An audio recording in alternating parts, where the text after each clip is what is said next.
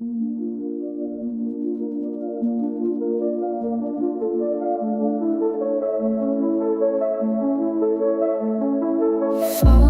in the moment, can't find my breath.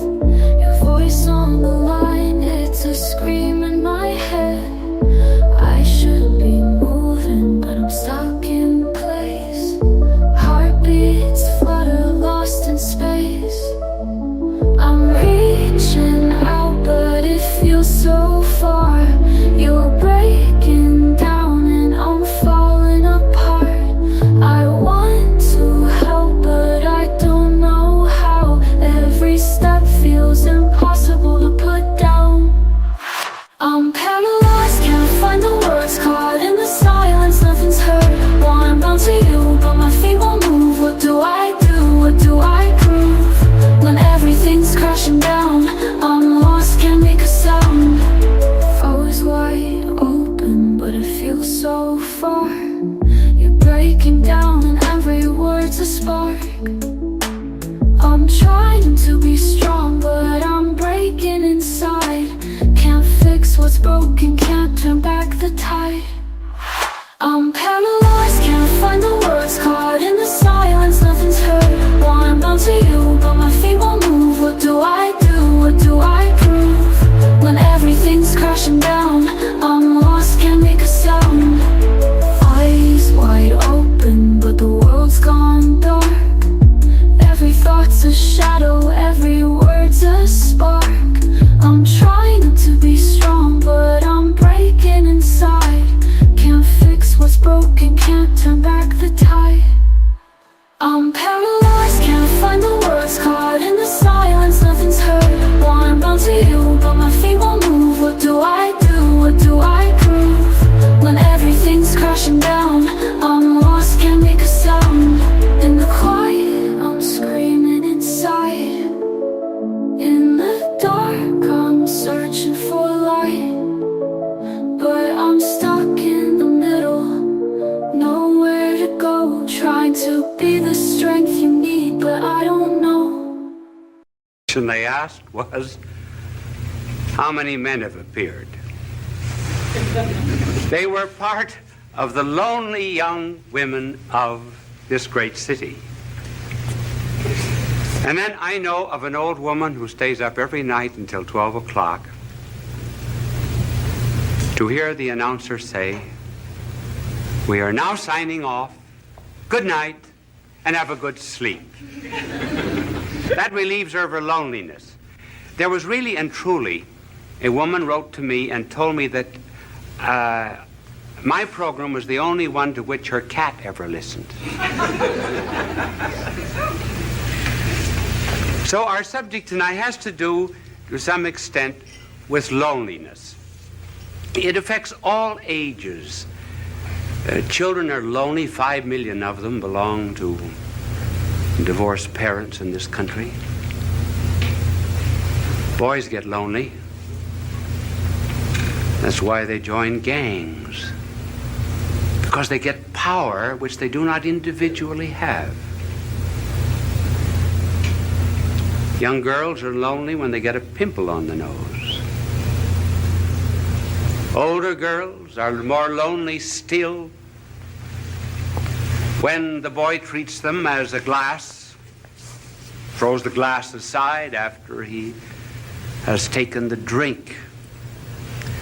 They find then that they're just a replaceable part in the great erotic IBM machine. Their loneliness increases. Then there's the loneliness of leadership, being the top man on the totem pole. There's the loneliness of being at the bottom of the totem pole, because you're just one of the masses. And you're apt to lose your personality. The loneliness sometimes of marriage, where all the jokes have been told. There's no new event to narrate. And it's the terrible solitude of being alone together.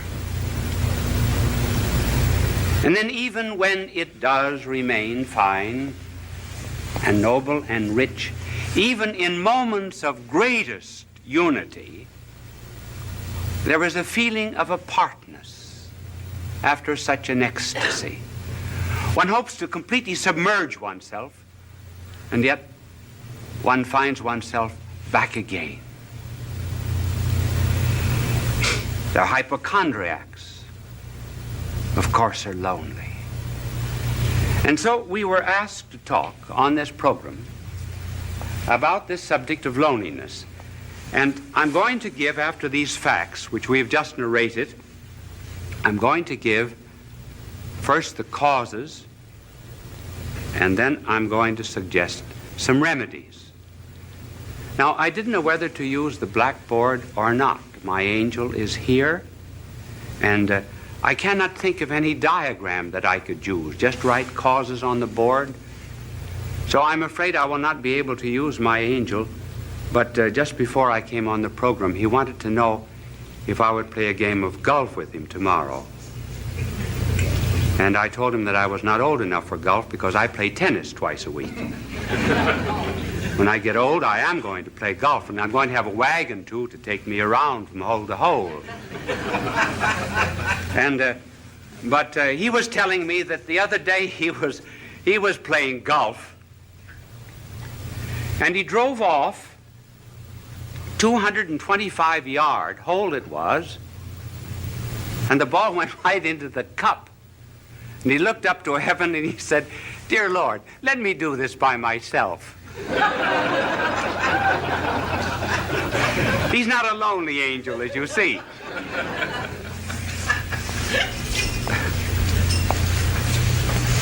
Now, what are the causes of loneliness? Well, one of the causes of loneliness has to do, first of all, with the lonely people themselves. And another reason why they are lonely is because of people who are not lonely. First of all, on account of the lonely themselves. They want to be loved too much. They want to love, to be loved. Now, there's nothing wrong about wanting to be loved, because we're all Stradivarius violins without bows. I didn't mean that pun. We are one of the difficulties of an unprepared, unscripted play. And we're cups without saucers. We are to be complimented. But the deep loneliness of which we are speaking comes from an excessive desire to be loved. The more I want to be loved,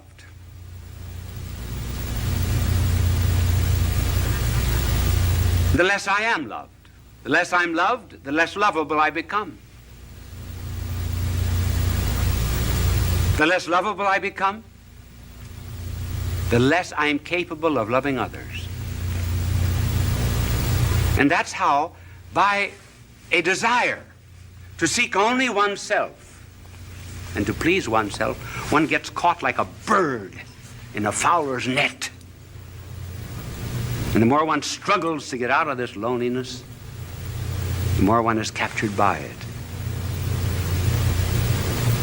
And just take some concrete examples of this desire to be loved. I know of a mother whose daughter was away at college. And she used to call up the daughter every night. Would keep the daughter on the phone for an hour. And protested to the daughter that she was not appreciated as she should be. And because other girls in this college wanted to use the phone, she said to her mother, "Mother, I'm forbidden to use the phone anymore." One day, the superintendent had sent for her, and she was unable to answer the phone, and she told her mother, "Send someone to answer the phone for her." The mother said, "This is the end." And she refused to see her daughter again.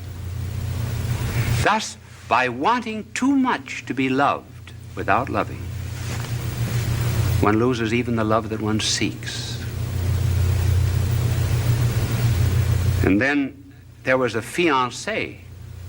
She used to. I wonder if any of you young women in the audience ever do that. Do you know what she would do?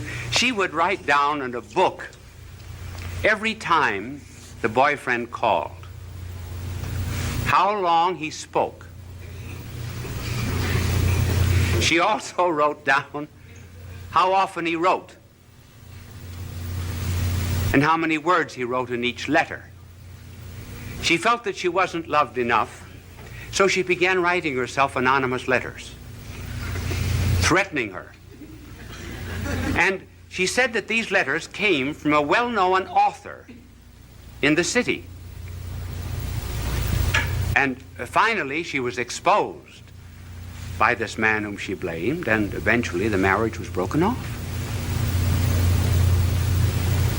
She just loved too much, loved to be loved. And then there was the wife who felt that her husband was paying no attention to her, insisted that he stay away from work. She wanted to go to a picnic, wanted to go to the beach, and he found excuses many times, and finally he lost his job. The marriage broke up. So one of the principal reasons of loneliness, therefore, is this egotism which seeks only oneself. And you can already see the cure anticipated by the mere fact that we mention this cause. But then there's another cause of loneliness, and that's on the part of the people who are not lonely. They do not bring any love to these people.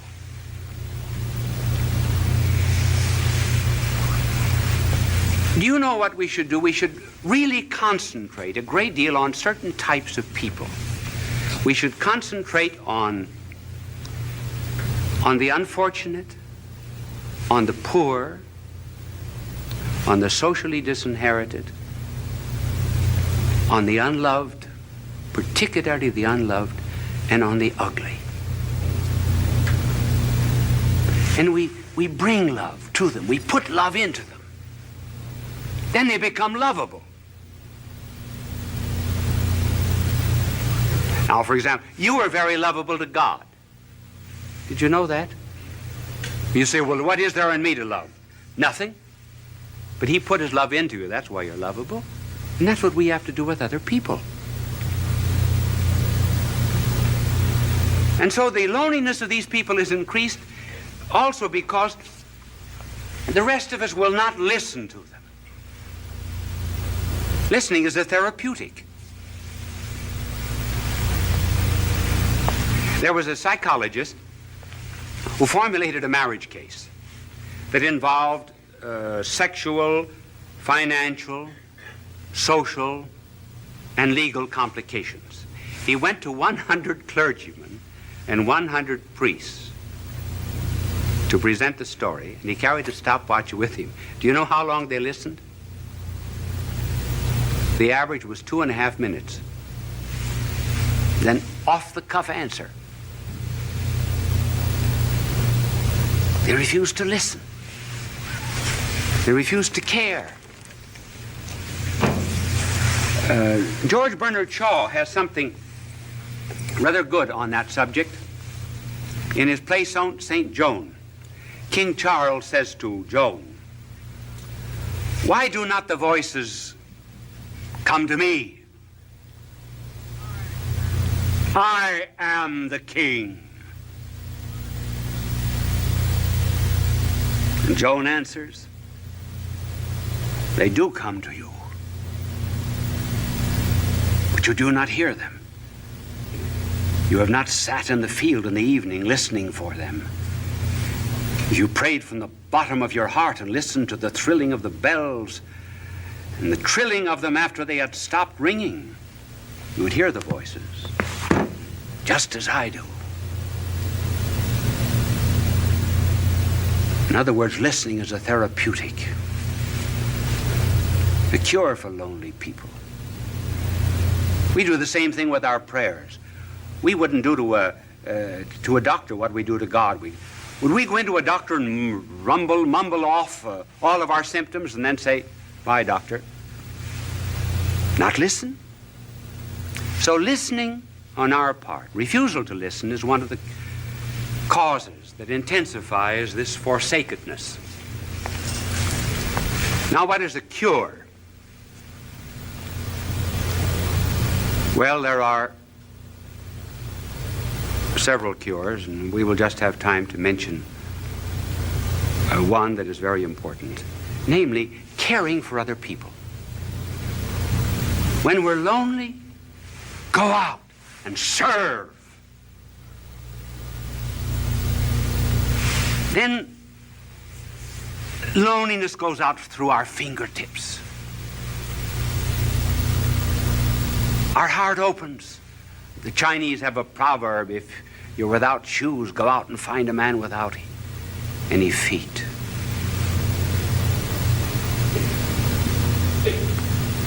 Caring for others. I remember when I first went to Europe to study, to do my university work as a young priest. The first Christmas I was lonely. I was really lonesome. I think it was the only time in my life I was lonesome.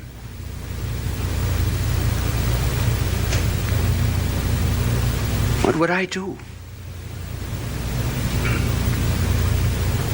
So I went to someone in the city of Louvain and asked for a list of the worthy poor. And I went to this particular alley. It was the wrong address, actually. I got into Rat Alley. And when the door opened, there, earthen floor, was a blind father at a stove. 10 children barefooted around the stove. A ladder leading up to the second floor. One bed upstairs, bed downstairs. The children slept crosswise. I asked the family what they had. This was Christmas Eve, what they had for dinner, and she opened a bag of straw. The children had no sabots, no wooden shoes. I took care of them for 4 years while I was studying at the university. Got them jobs, rehabilitated them. I felt at times perhaps they were drawing on me. But do you know that the day that I went up for my examination as a professor at that university, as I went in at 9 o'clock to face 200 professors, I saw the whole family coming down the street. I asked them where they had been, and they said, for the last 2 days, we've been at a shrine praying for you that you would pass the examination. We walked all the way back. I was never lonesome again. That's the cure. Helping the neighbor. But here's something to remember, too. We think we should not be lonely. In this age of psychiatry, there are 2 or 3 conclusions that our world has drawn which are false. One is that we should never have a tension. Certainly we have tensions. We must have them. We've got body and spirit, and they go in opposite directions. They have 2 different landing fields. Certain tensions are normal. If we didn't have them, we would be abnormal. And then we're lonesome. Sure. There's a metaphysical loneliness. Perfection is not here. This is not our home.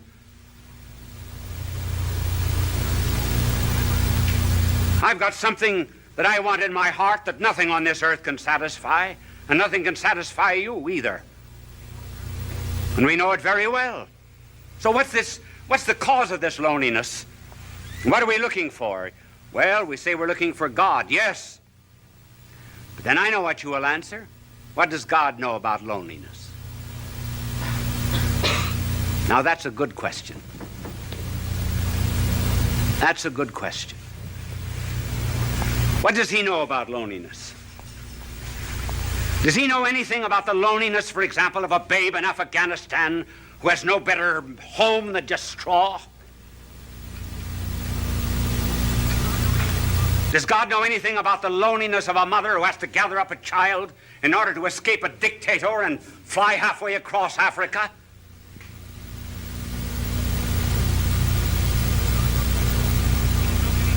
Does God know anything about the loneliness of a man that's born on the wrong side of the tracks? Who's isolated socially from people simply because his hands are calloused with common labor and is denied decent society? Sure, does God know anything about that kind of loneliness, for example, in which one is expelled from a city, disowned by one's own people? Does he know anything about the loneliness of being deserted by friends? Does he even know anything about the loneliness of feeling doubts even about religion, doubts even which one cries out, "Why hast thou abandoned me?" Does God know anything about these things? Yes, those are good questions. Now suppose that there was a figure that came into all of this loneliness and so immersed himself in it that he would not immunize himself from it, would not cut himself off from it. Would you, for example, be the only one on the battlefield that was whole and not help any of the wounded? And so if there was a figure that came into this world of ours and refused to isolate himself from loneliness and felt it so much that blood poured out from his body, felt loneliness so much that as if all the robberies of the world were thrust into his hands, as if he himself were guilty, that felt all loathsome carnality so much that his flesh was hanging from him like purple rags. Suppose someone came into this world and went into all of this loneliness, took it all, and was not overcome by it, but conquered it all. Then what? Then I may be lonely every now and then, but I'll not be overcome by it. Then I have a captain, kind of a captain who did presses not a button in heaven from a celestial command. But I have a captain who stumbled to a throne.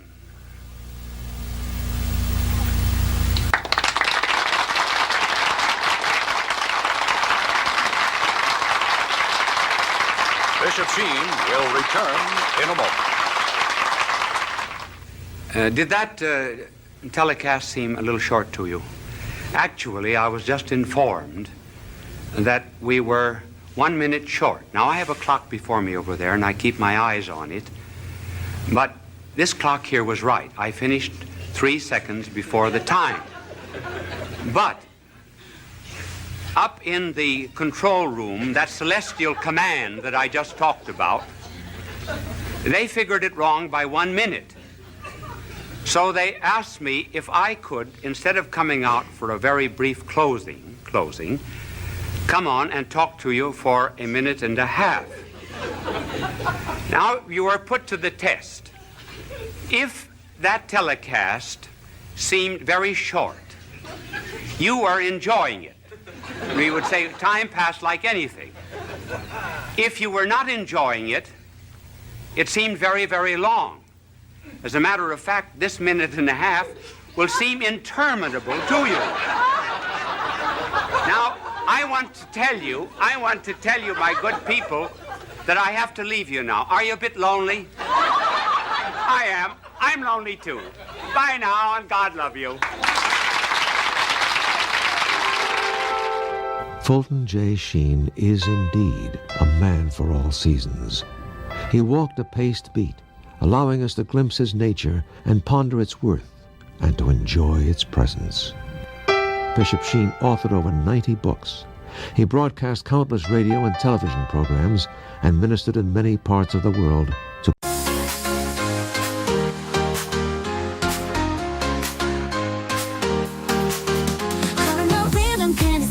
You pull me in, no time to waste. With dance, it's all the same. But I'm hooked, can't break the chain. We crash, we burn, we never learn, it's a cycle. I can't discern, but in your arms I lose control. We fall apart, but still I go. Here we go again.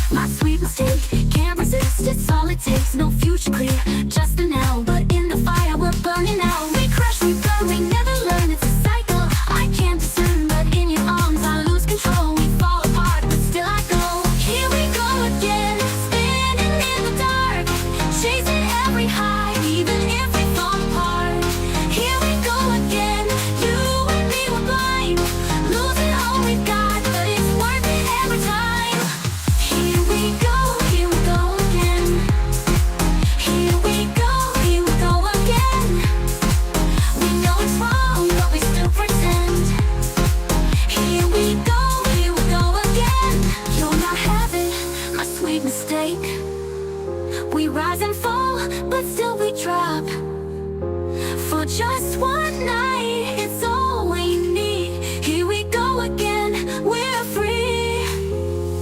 Here we go again, spinning in the dark, chasing every high, even if we fall apart. Here we go again, you and me were blind, losing all we've got, but it's worth it every time. Here we go again. Here we go again. We know it's wrong, but we still pretend. Here we go again.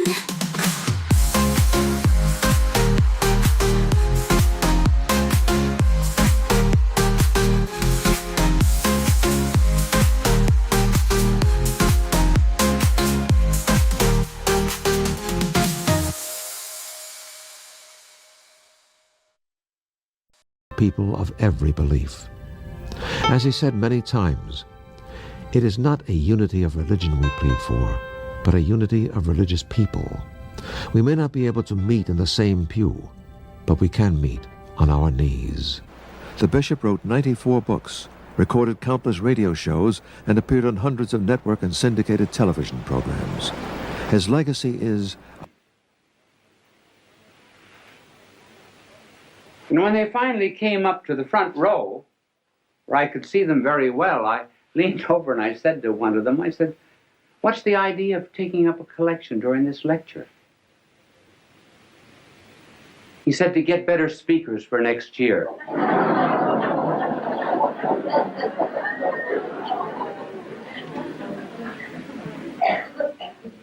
So I am not presenting myself as a model to you on how to talk. It's just merely that there have been so many letters coming to me asking me to give a few suggestions that I will give them to you. They are only personal. They may not apply to everyone, but I will give them to you for what they are worth. If I can talk now, I certainly couldn't always talk. There came a turning point in my life. It was in college when I was a freshman. I was on the debating team, which was in the college that I attended a great honor because they put a tremendous premium on debating. I thought I was good because, after all, I was picked as a freshman. I had to be good. And the night before the debate with Notre Dame University, the coach of our debating team, Father Bergen, called me over to his office and he said, "You are the worst talker we've ever had in this college." Well, that was a terrible shock to me. I said, "Well, if I'm so terrible, why did you pick me on the team?" He said, "Because you can think, not because you can talk." But he said, "You're going to learn to talk before you leave this room. Take a paragraph out of that speech, any paragraph you like." I remember we were talking on the Merchant Marine. I'll never forget, the paragraph began, "I think it needs no argument to prove," and so forth. So he said, "Stand up there against the wall," which I did. Now he said, "Go over that paragraph." At the end of it, he said, "Do you see your mistake?" I said, "No." "Go over it again." Went over it 1 hour, 2 hours, 2 hours and a half. I was dead. So was he. And every 2 or 3 minutes, when I finished it, he would say, "Do you see your mistake?" I said, "No." But being naturally quick, after 2 hours and a half, I saw it. He said, "Do you see your mistake?" I said, "Yes, I think I do. I'm not natural." He said, "That's right. That's all." And he dismissed me. You notice how often speakers, as soon as they get up in a platform, or ministers or priests in the pulpit, everything changes, their voice changes, their attitudes, their poses. I think many prayers that we say are, we're not talking to God. We're talking to an audience, particularly prayers at banquets, and inaugurations and so forth. And we put on artificial poses. O God, we ask thee to send down upon us thy benediction, thy blessing upon the sailors who are at sea, the merchants at their counting table, the lawyers at their bar. Well, that's not the way people talk. So, being natural and preparing a talk, what would be some suggestions? Now, the way I prepare a talk is not perhaps the way everyone would want to do it, but I can only give you my way. In order to prepare a talk, one must do a tremendous amount of reading. Each one of these telecasts of mine would represent between 20 and 40 hours of study. When I get through, what have I got? Nothing but a bits of yellow pages. I think I have one in my pocket. But before I show it to you, I will tell you what I do. I study, I do research, and I begin to understand the subject. Then, when it gets into my head, I begin to write out points.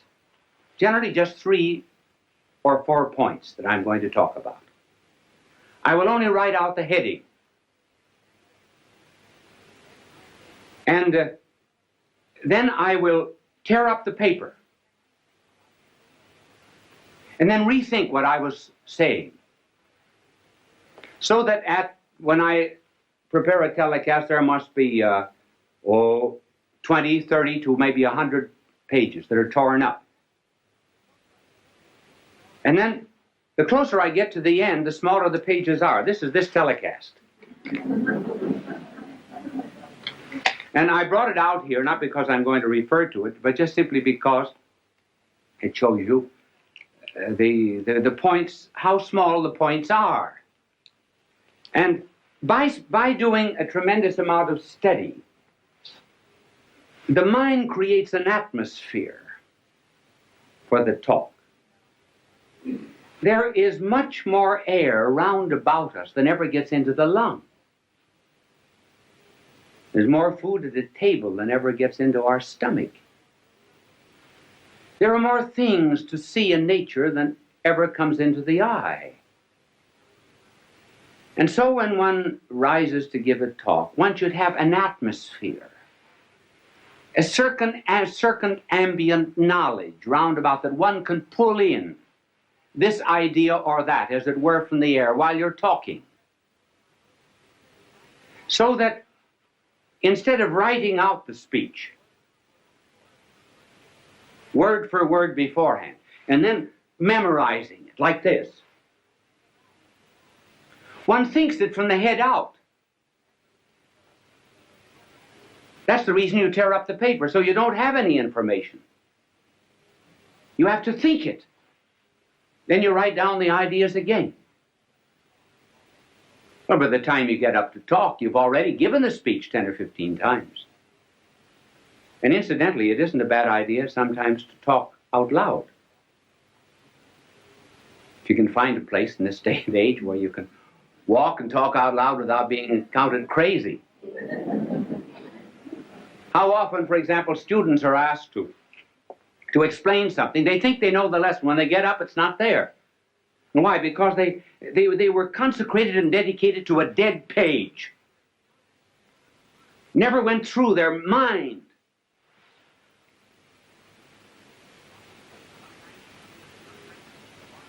Sometimes teachers are just textbooks wired for sound. And studying is nothing but what is in print, passing from the mind of the book to the notebook of the teacher, or rather from the notebook of the teacher to the notebook of the student without passing through the mind of either. Now, this method of preparation is hard. It's very much easier to write something out and then to learn it than to do it this way.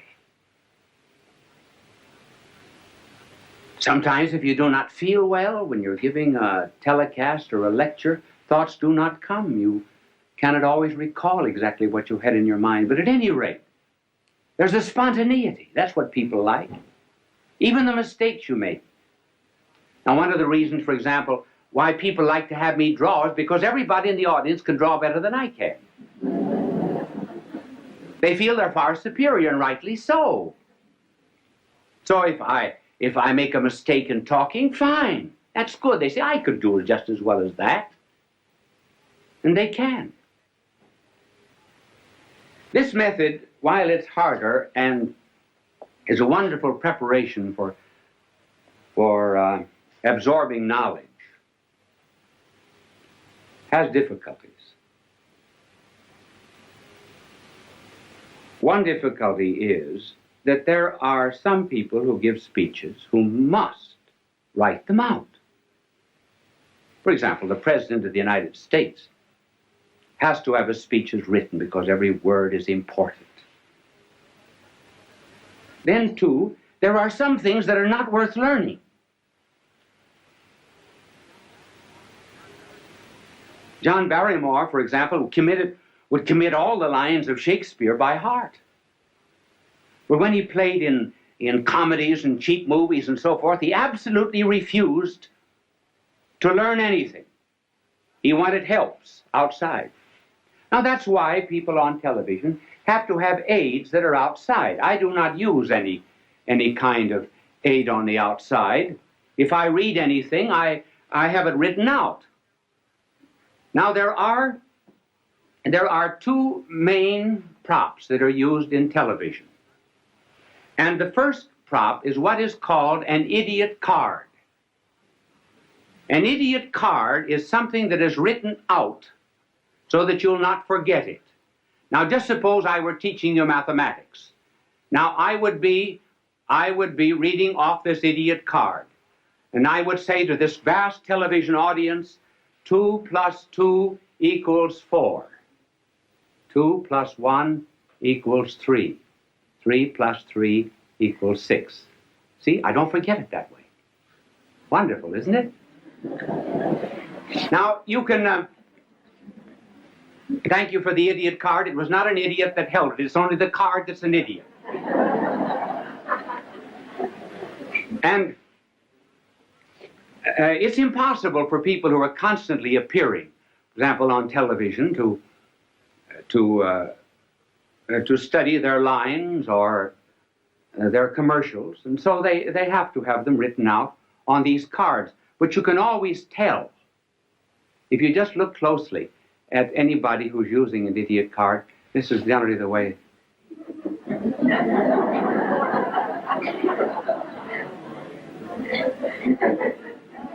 So do not be hard on them. If I were saying something that was not worth committing to study, I certainly would use one too. Now there's another prop which is better. And that is what is called a teleprompter. And a teleprompter will have a whole speech on it. For example, when you hear people giving speeches on television, 999 out of 1,000 are using a teleprompter if they do not have the paper before them. Many of the commercials which you hear are written on teleprompters. And a teleprompter rolls. Now, I was watching a television show once where the teleprompter got caught. And that's kind of hard. Now, for example, if I were using a teleprompter and I didn't know my lines, now this is exactly what I would have written out. My name is Bishop Fulton J. Sheen. My address is 366 Fifth Avenue, New York. See, then I don't forget. Now, this is the teleprompter. These are some of the aids that are used in television, and television simply could not exist without them. And they are helpful, too, simply because one is apt to forget. Many times, you're standing before a television camera. Momentarily, I can't think of the next point. Well, I'll throw in a story or something till it comes back to me. You don't know it, but I do. I don't get too embarrassed. I don't get flustered because I can't remember it. I remember, I was giving a talk once in Ireland at the Eucharistic Congress. I've forgotten when it was, sometime, a long time ago. If there was ever a time in my life I wanted to do well, it was then. And I was reciting a poem that I know just as well as I know the Our Father. And it was a poem written by an Irishman, Joseph Mary Plunkett. And the poem was, I see his blood upon the rose, and in the stars, the glory of his eyes. His body gleams amid eternal snows, his tears fall from the skies. I see his face in every flower. The thunder and the singing of the birds are but his voice. And carven by his power, rocks are his written words. And I forgot the next line. The reason I forgot was because I had said something before that the audience seemed to have taken politically. I didn't want it to have political significance. So while I was reciting this poem, I was giving myself an intellectual spanking. And I spanked myself so hard that when I got to the 9th line of this poem, I forgot. And I said to the audience, I forgot. Well, tremendous crowd there, tens of thousands of jaws dropped in disappointment. And when an Irish jaw drops, it collapses. So I